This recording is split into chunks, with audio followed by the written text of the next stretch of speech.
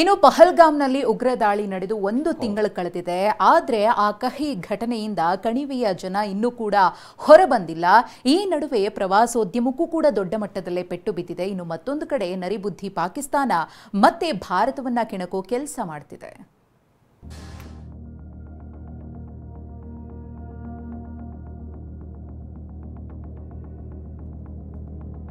ಪಹಲ್ಗಾಮ್ ಭೀಕರ ನರಮೇಧಕ್ಕೆ 1 ತಿಂಗಳು. ಪ್ರವಾಸಿಗರ ಸ್ವರ್ಗದಲ್ಲಿ ಸ್ಮಶಾನ ಮೌನ, ಪ್ರವಾಸೋದ್ಯಮಕ್ಕೂ ಪೆಟ್ಟು.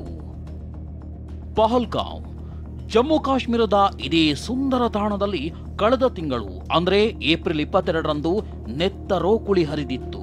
ಪಾಕಿಸ್ತಾನದ ಉಗ್ರರು ನರಹಂತಕರು ಪ್ರವಾಸಿಗರ ಮೇಲೆ ಗುಂಡಿನ ಮಳೆ ಸುರಿಸಿ 26 ಅಮಾಯಕರನ್ನ ಬಲಿ ಪಡೆದಿದ್ರು. ಈ ಕರಾಳ ಘಟನೆ ನಡೆದು ನಿನ್ನೆಗೆ 1 ತಿಂಗಳು ಕಳೆದಿದೆ.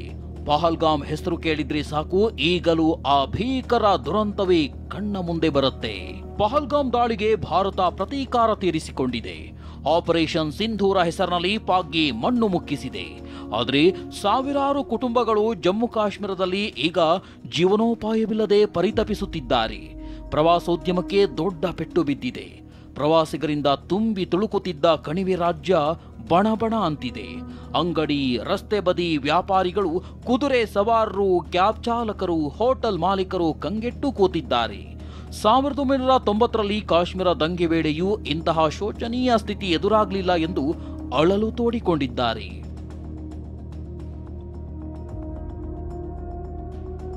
ತಿಂಗಳಾದರೂ ಸಿಕ್ಕಿಲ್ಲ ಪಹಲ್ಗಾಮ್ ದಾಳಿಯ ಹಂತಕರು. ಪಹಲ್ಗಾಮ್ನಲ್ಲಿ ಉಗ್ರರು ಧರ್ಮ ಕೇಳಿ 26 ಜನರನ್ನ ಬಲಿ ಪಡೆದು ತಿಂಗಳು ಕಳೆದಿದೆ. ಆದರೆ ಇದುವರೆಗೂ ರಕ್ಕಸರ ಸುಳಿವಿಲ್ಲ. ಹಂತಕರ ಸೆರೆಗೆ ಎನ್ಐಎ ಹಾಗೂ ಭದ್ರತಾ ಪಡೆಗಳು ಹಗಲಿರುಳು ಶ್ರಮಿಸುತ್ತಿದ್ದು ಮ್ಯಾನ್ ಹಂಟ್ ಮುಂದುವರಿದಿದೆ. ಇತ್ತ ಸೇನೆ ಜಮ್ಮು ಕಾಶ್ಮೀರದಲ್ಲಿ ಉಗ್ರ ನಿರ್ನಾಮಕ್ಕೆ ಪಣ ತೊಟ್ಟಿದ್ದಾರೆ. ಇಡೀ ಕಣಿವೆ ರಾಜ್ಯವನ್ನೇ ಜಾಲಾಡ್ತಿರೋ ಸೇನೆ ಉಗ್ರರ ಸಂಹಾರ ಮಾಡ್ತಿದೆ. ನೀವು ನೀರು ನಿಲ್ಲಿಸಿದ್ರೆ ನಾವು ನಿಮ್ಮ ಉಸಿರು ನಿಲ್ಲಿಸ್ತೀವಿ. ಆಪರೇಷನ್ ಸಿಂಧೂರ ಹೆಸರಲ್ಲಿ ಭಾರತೀಯ ಸೇನೆ 9 ಉಗ್ರರ ನೆಲೆಗಳು, ಪಾಕಿಸ್ತಾನದ 11 ಏರ್ಬೇಸ್ಗಳನ್ನ ಧ್ವಂಸ ಮಾಡಿದ್ರೂ ನೀಚ ಪಾಕಿಸ್ತಾನಕ್ಕೆ ಇನ್ನೂ ಬುದ್ಧಿ ಬಂದಿಲ್ಲ ನೋಡಿ.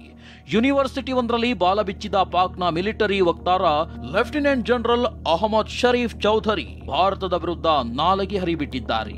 ನೀವು ನೀರು ನಿಲ್ಲಿಸಿದ್ರೆ ನಾವು ನಿಮ್ಮ ಉಸಿರು ನಿಲ್ಲಿಸ್ತೀವಿ ಅಂತ ಉದ್ದಟತನದ ಹೇಳಿಕೆ ನೀಡಿದ್ದಾನೆ.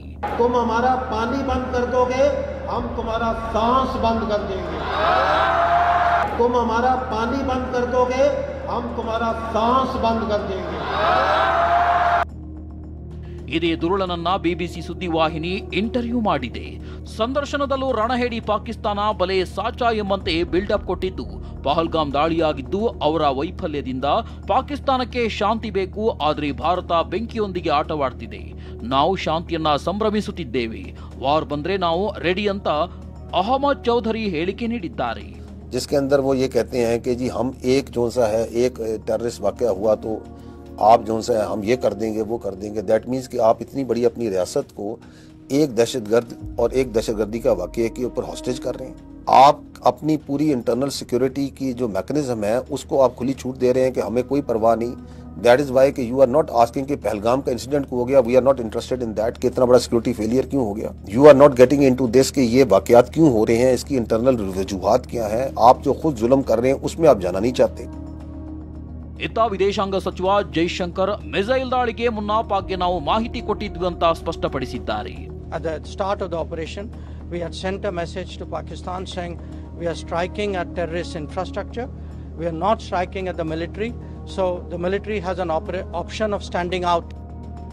ನೆದರ್ಲ್ಯಾಂಡ್ ಪ್ರವಾಸದಲ್ಲಿರುವ ಜೈಶಂಕರ್ ಪಾಕಿಸ್ತಾನದ ಸೇನೆಯ ಬೆಂಬಲದೊಂದಿಗೆ ಉಗ್ರರು ಎಗ್ಗಿಲ್ಲದೆ ಓಡಾಡ್ತಿದ್ದಾರೆ. ಭಯೋತ್ಪಾದಕ ಜಾಲದ ಬಗ್ಗೆ ಭಾರತಕ್ಕೆ ಗೊತ್ತಿಲ್ಲ ಅಂದ್ಕೊಂಡ್ರೆ ಮೂರ್ಖತನ. ಪಾಕ್ ಆಕ್ರಮಿತ ಕಾಶ್ಮೀರ ಭಾರತಕ್ಕೆ ವಾಪಸ್ ಕೊಡಲೇಬೇಕೆಂದು ಎಚ್ಚರಿಸಿದ್ದಾರೆ. Bureau report, ಟಿವಿ9.